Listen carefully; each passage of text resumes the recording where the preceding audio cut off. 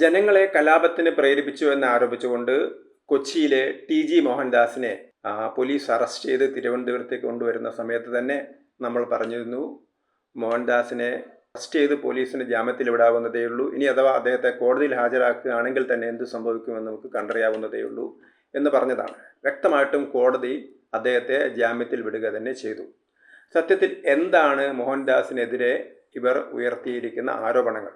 ഈ ആരോപണങ്ങളൊന്നും അതിനൊരു സാധാരണ ഒരു പോലീസ് കേസല്ല. ഇതൊരു പൊളിറ്റിക്കലി മോട്ടിവേറ്റഡ് ആയിട്ടുള്ള അല്ലെങ്കിൽ രാഷ്ട്രീയ പ്രേരിതമായിട്ടുള്ള ഒരു കേസാണെന്ന് പ്രഥമദൃഷ്ട്യാ തന്നെ എല്ലാവർക്കും മനസ്സിലാവും. കാരണം മോഹൻദാസിനെതിരെ എന്തൊക്കെയാണ് ആരോപണങ്ങൾ പോലീസ് അവരുടെ കുറ്റപത്രത്തിൽ പോലീസ് നൽകിയിരിക്കുന്ന പ്രോസിക്യൂഷൻ വാദിച്ചിരിക്കുന്നത് എന്തൊക്കെയാണെന്ന് പറഞ്ഞാൽ, മോഹൻദാസ് ഒരു പ്രദേശത്തെ നാട്ടിലെ ശാന്തിയും സമാധാനവും തകർക്കാൻ ബോധപൂർവം ശ്രമിച്ചു.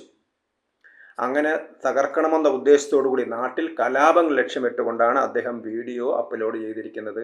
24-ാം തീയതിയും ജൂലൈ 24-ാം തീയതിയും 25-ാം തീയതിയും തൻ്റെ പത്രിക എന്ന യൂട്യൂബിലൂടെ അദ്ദേഹം വീഡിയോ അപ്ലോഡ് ചെയ്തിരിക്കുന്നത് നാട്ടിൽ കലാപം ഉണ്ടാക്കണമെന്ന ഉദ്ദേശത്തോടു കൂടിയാണ് എന്നുള്ളൊരു ആരോപണമാണ് ഉന്നയിച്ചിരിക്കുന്നത്.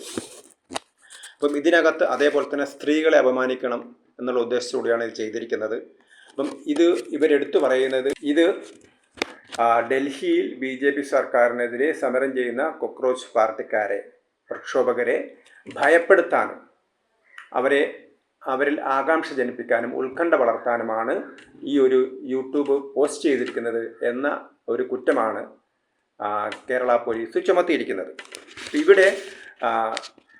ഇവിടെ പ്രധാനമായിട്ടും ഇതിൻ്റെ ഈ ഒരു ആരോപണത്തിൻ്റെ തന്നെ അടിത്തറ ഇല്ലാതാവുന്നത് ഇത് ഡൽഹിയിൽ പോയി സമരം കണ്ട ഒരാളോ സമരത്തിൽ പങ്കെടുത്ത ഒരാളോ അല്ല ഈ ആരോപണം ഉന്നയിച്ചിരിക്കുന്നത് എന്നുള്ളതാണ്. ഇത് നേരത്തെ തന്നെ ബാൻ ചെയ്തിരിക്കുന്ന, ദേശീയ സുരക്ഷാ പ്രകാരം ബാൻ ചെയ്തിരിക്കുന്ന PFI എന്ന് പറയുന്ന സംഘടനയുടെ രാഷ്ട്രീയ വിഭാഗമായ SDPIയുടെ പ്രവർത്തകരാണ് ഈ കേസ് കൊടുത്തിരിക്കുന്നത്. ഇങ്ങനെ ഒരു കേസ് മാത്രമല്ല 10-16 പേരാണ് ഇങ്ങനെ കേസ് കൊടുത്തിരിക്കുന്നത് എന്നുള്ളത് പ്രോസിക്യൂഷൻ തന്നെ കോടതിയിൽ പറയുന്നുണ്ട്. അപ്പോൾ തന്നെ നമുക്ക് അവരുടെ ഉദ്ദേശശുദ്ധി നമുക്ക് മനസ്സിലാക്കാൻ കഴിയും.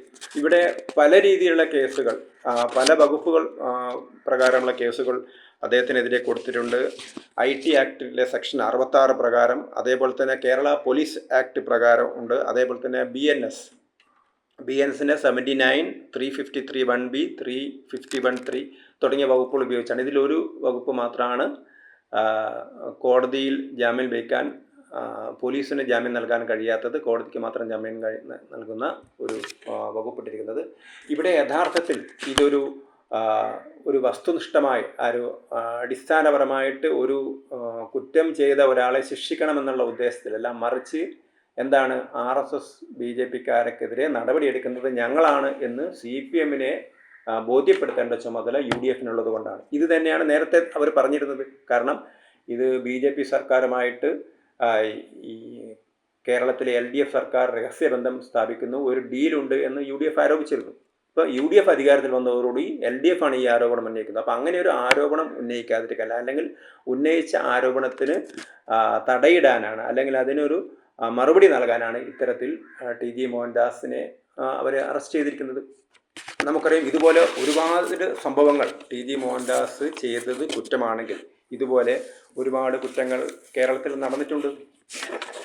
SFIയുടെ നേതാവ് AIS പ്രവർത്തകയായ പിന്നോക്ക വിഭാഗത്തിൽപ്പെട്ട AIS പ്രവർത്തകയോട് എടി പിലച്ചി നിന്നെ തൻ്റെ കുഞ്ഞിനെ പ്രസവിപ്പിക്കുമെന്ന് പറഞ്ഞത് വളരെ റെക്കോർഡായിട്ടുള്ളതാണ്. അതിനെതിരെ കേസെടുത്തിട്ടില്ല. അതേപോലെ തന്നെ ഇടുക്കിയിൽ പെമ്പിളി ഒരുമ എന്ന് പറയുന്ന ഒരു സമരം നടന്നിരുന്നു. അപ്പം അന്ന് നമ്മുടെ MLA പറഞ്ഞത് മറ്റേ പണി എന്നാണ് പറഞ്ഞത്. അതേപോലെ തന്നെ സഭയിൽ വനിതാ MLAയോട് അവർ വിധവയായത് ഞങ്ങളുടെ കുറ്റം കൊണ്ടല്ല, ഞങ്ങളല്ല അതിന് ഉത്തരവാദി എന്നാണ് അവർ പറഞ്ഞത്. ഇത് സ്ത്രീകളെ ആക്ഷേപിക്കലല്ലേ? അതുപോലെ തന്നെ സ്ത്രീകൾ പുരുഷന്മാരെ ആകർഷിക്കാനാണ് ക്ഷേത്രത്തിൽ പോകുന്നത് എന്ന് പറഞ്ഞ നോവലുണ്ട്. ആ നോവലിന് ഇവിടെ സമ്മാനം കിട്ടി. അങ്ങനെയാണെങ്കിൽ ആ നോവൽ എഴുതിയ ആൾക്കെതിരെ കേസെടുക്കണ്ടേ? അപ്പം ഇങ്ങനെയുള്ള പരാമർശങ്ങളൊക്കെ തന്നെ കേസെടുക്കുകയാണെങ്കിൽ എന്തുകൊണ്ട് ഇത്തരത്തിലുള്ള കാര്യങ്ങൾ കേസെടുക്കുന്നില്ല? അപ്പം കേസെടുക്കാനുള്ളൊരു പഴുത് നോക്കി, അതും കേസെടുക്കാൻ എത്ര ദിവസമാണ്? അദ്ദേഹത്തിനെതിരെ ഉന്നയിച്ചൊരു ആരോപണം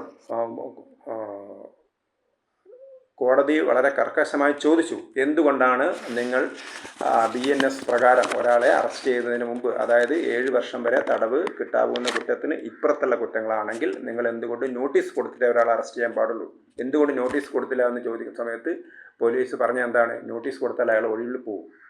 അപ്പം പോലീസ് കേസെടുത്ത് 10 ദിവസം കഴിഞ്ഞിട്ട് ആ 10 ദിവസവും അയാൾ സ്വന്തം വീട്ടിലിരിക്കുക, അയാൾ ഒളിവിൽ പോയ ആളല്ല. അപ്പം അങ്ങനെയുള്ള ഒരാൾ ഒളിവിൽ പോകും എന്നൊക്കെ പറഞ്ഞത് എന്തുകൊണ്ടാണ്? അപ്പം തികച്ചും തെറ്റായ രീതിയിലാണ് ഈ കേസ് എടുത്തിരിക്കുന്നതെന്ന് കോടതിക്ക് മനസ്സിലായി. അപ്പോൾ ഇവിടെ നമുക്ക് മനസ്സിലാകാവുന്നത്, ഇവിടെ ഒരു കേസിൻ്റെ മെറിറ്റ് നോക്കില്ല. അപ്പോൾ കേസ് ആർക്കെതിരെ എടുക്കാം, കുറ്റം ചെയ്ത ആൾക്കെതിരെ കോടതിയും പോലീസ് കേസെടുക്കണം, കോടതി നടപടിയെടുക്കണം, അതിലൊന്നും ആർക്കും വിയോജിപ്പില്ല. പക്ഷെ അത് എല്ലാവരും ചെയ്താലും എടുക്കണം. ഇത് മറ്റൊരു കാര്യത്തിന് വേണ്ടി പോലീസിനെ ഉപയോഗിക്കാൻ പാടില്ല. പോലീസിനെ ഉപയോഗിക്കേണ്ടത്, പോലീസ് ഒരാൾക്കെതിരെ കുറ്റം ചെയ്താൽ നടപടിയെടുക്കണം. പക്ഷേ ഇവിടെ പോലീസിനെ ഉപയോഗിക്കേണ്ടത് തങ്ങളുടെ പൊളിറ്റിക്സിന് മറുപടി പറയാൻ വേണ്ടി പോലീസിനെ ഉപയോഗിക്കുകയാണ്. കാരണം ഒരു ഭാഗത്ത് LDF വളരെ ശക്തമായ ആരോപണം ഉന്നയിക്കുകയാണ്. ഇവിടെ PM ശ്രീ പദ്ധതി വന്നു, അത് ഞങ്ങൾ അതിൽ നിന്ന് പിന്മാറണമെന്ന് പറഞ്ഞാണ് ഞങ്ങൾ ഒപ്പിട്ടെങ്കിലും അത് നടപ്പില്ല എന്നാണ് പറഞ്ഞത്. പക്ഷേ ഇവരെന്താ പറഞ്ഞിരിക്കുന്നത്, ഇവരത് മുന്നോട്ട് പോവുകയാണ് ചെയ്യുന്നത് കേരളത്തിലെ UDF സർക്കാർ. അപ്പോൾ അവർ BJP ആയിട്ട് അണ്ടർസ്റ്റാൻഡിംഗ് ആണ് എന്ന് പ്രതിപക്ഷ നേതാവ് പിണറായി വിജയനും അതുപോലുള്ള ആളുകളൊക്കെ ആരോപണം ഉന്നയിക്കുന്നു. അപ്പോൾ നിരവധി കാര്യങ്ങളിൽ അവർ BJP സർക്കാരും കേന്ദ്രത്തിലെ BJP സർക്കാരും കേരളത്തിലെ UDFും തമ്മിൽ ഡീലാണ്. ഏതൊരു ആരോപണമാണോ UDF നേരത്തെ ഉന്നയിച്ചത്, അതേ ആരോപണം ഇപ്പോൾ LDF ഉന്നയിക്കുന്ന സമയത്ത് ഞങ്ങളിതാ BJPക്കാരെയൊക്കെ അറസ്റ്റ് ചെയ്യുന്നു എന്ന് വരുത്തി തീർക്കാൻ വേണ്ടി മാത്രമാണ് അവരിത് ചെയ്തത്. പക്ഷേ കോടതിയിൽ നിന്ന് അവർക്ക് കിട്ടിയിരിക്കുന്നത് ശക്തമായ തിരിച്ചടിയാണ്. ഇനിയെങ്കിലും പോലീസിനെ തങ്ങളുടെ രാഷ്ട്രീയ താല്പര്യങ്ങൾക്ക് വേണ്ടി ഉപയോഗിക്കാതെ, പോലീസിൻ്റെ പണിക്ക് വിട്ടാൽ പോലീസിലെ ഉദ്യോഗസ്ഥന്മാർക്ക് നന്നായിട്ട് കേസെടുക്കാനും അറിയാം, കേസെടുക്കാതിരിക്കാനും അറിയാം, ആരെയാണ് അറസ്റ്റ് ചെയ്യേണ്ടത്, ആരെയാണ് അറസ്റ്റ് ചെയ്യാതിരിക്കേണ്ടത്, ആർക്കാണ് നോട്ടീസ് കൊടുക്കേണ്ടത്, ആർക്കാണ് നോട്ടീസ് കൊടുക്കാതിരിക്കേണ്ടത് എന്നൊക്കെ പോലീസിന് നന്നായിട്ട് അറിയാം. കഴിവുള്ള ആളുകളാണ് പോലീസിലുള്ളത്. പക്ഷേ ഈ രാഷ്ട്രീയക്കാരിങ്ങനെ ഭരണക്കാർ പോലീസിനെ നിയന്ത്രിക്കാൻ വന്നാൽ ഇതാണ് കേരളത്തിലുണ്ടാവുക എന്നുള്ളതിൻ്റെ ഏറ്റവും ഒടുവിലത്തെ ഉദാഹരണമാണ് TG മോഹൻദാസിൻ്റെ അറസ്റ്റും അദ്ദേഹത്തെ കോടതി ജാമ്യത്തിൽ വിട്ടയച്ചത്.